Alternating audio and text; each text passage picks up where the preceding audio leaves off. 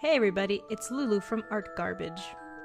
In our first video, Chris and I were decorating around the condo and turning it into a crypt. There were some spots around that I thought looked kind of boring, and so I thought, what if I made a pool noodle chain? With how I went about it, it was a little bit more challenging than I thought it would be. For this project, I used a pool noodle, some paint I had lying around, a paintbrush, an X-Acto knife, a marker, a cutting mat, and of course some spare cardboard. If you happen to be a younger audience member, be careful with the X-Acto knife. This stuff is no joke. It hurts. I start off by marking where I want to cut. I used about an inch length, and by the end of it, it looked like Tigger's tail. So I started using the X-Acto knife to start cutting around my intended marks. This one was a little tricky because, well, sometimes the pool noodle would like to rip, but we want these chains to look a little scary, so it's okay if they're not pretty. I do forewarn though, it does take a bit of a toll on your fingers, so be careful. Now the first problem I ran into was the center of the holes were way too small. You couldn't even fit one link in here. So I decided, how am I going to fix this? And I found out I had to cut open the center of every hole, every single one of them. So after painstakingly cutting open every center, I was able to link these chains a lot easier. But my chain length was not as long as I wanted it to be. And as you can see here, I already started painting. We're going to get into that right now. You're going to need some latex gloves for this because boy does it get messy. If you're painting with the pool noodle, you have two options. You can paint all over the outside in one full stroke when it's all still attached, or you can painstakingly paint every single disc. But honestly, it doesn't really even matter because what I did was, even if I painted the outside of the pool noodle, I found out the centers were still too small. And I even painted on the inside because of the ends of the pool noodles, so it didn't even matter that I painted it in there. None of it really even mattered. Just save yourself some time. Pay the extra $1.50 and get some foam insulation. They use it for doors. Because you're gonna end up being like me, and you're gonna end up having to cut open every single center hole to make it just big enough. And then you're gonna have to repaint everything. My hand still hurts. So it doesn't even really matter if you paint the outside of the pool noodle early or not, because you're still going to have to repaint everything individually. So again, it doesn't matter. But thankfully, after everything is dry, now the fun begins. You can start doing some dry brushing.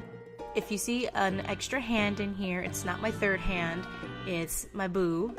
It's Chris. I asked him to help me, like the good saintly person he is. Thank you very much, Chris. You don't know how much it means to me.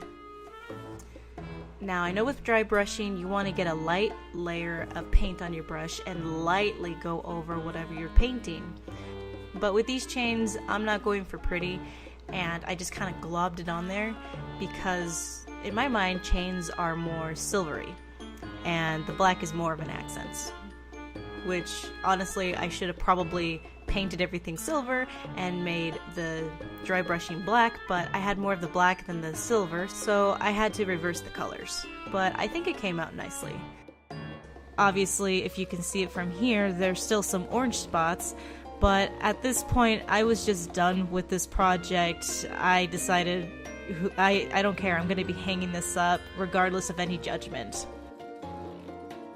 And then I finally got to attach everything. And that part was probably the easiest of any of this project. So how I attached it was I got some glue dots And they were a little tricky at first because I never used them before, and they wanted to curl up on themselves a good couple times.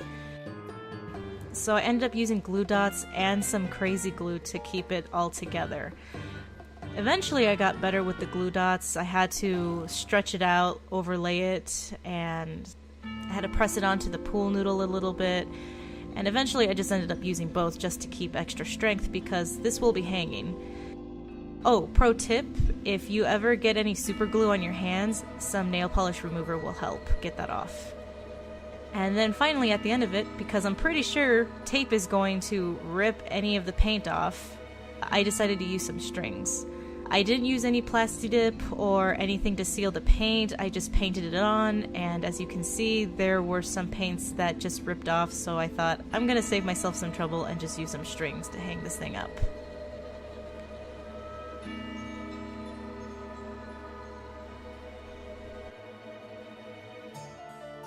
I was so done with this project, I just asked Chris to please hang it up and get it out of my sight. Which is funny because it's going to be hanging in my home. I think it looked pretty nice at the end of it. It adds some extra accents in here.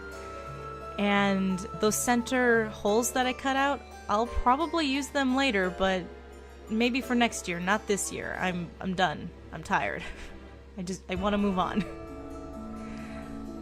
So that is how I started my journey making chains, homemade chains, from pool noodles.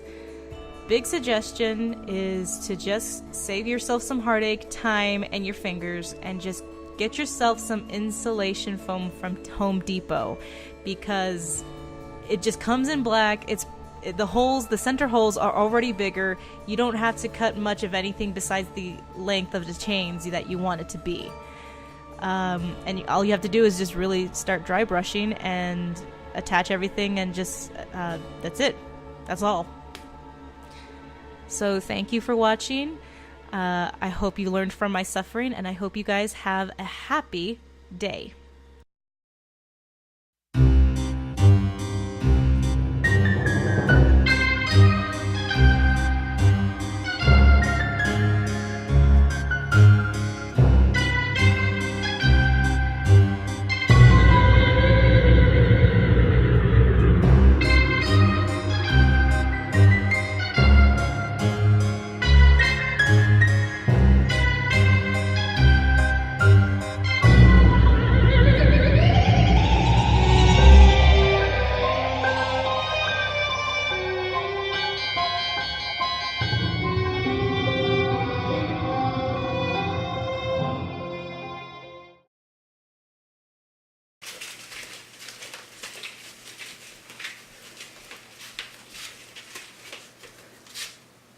Are you done?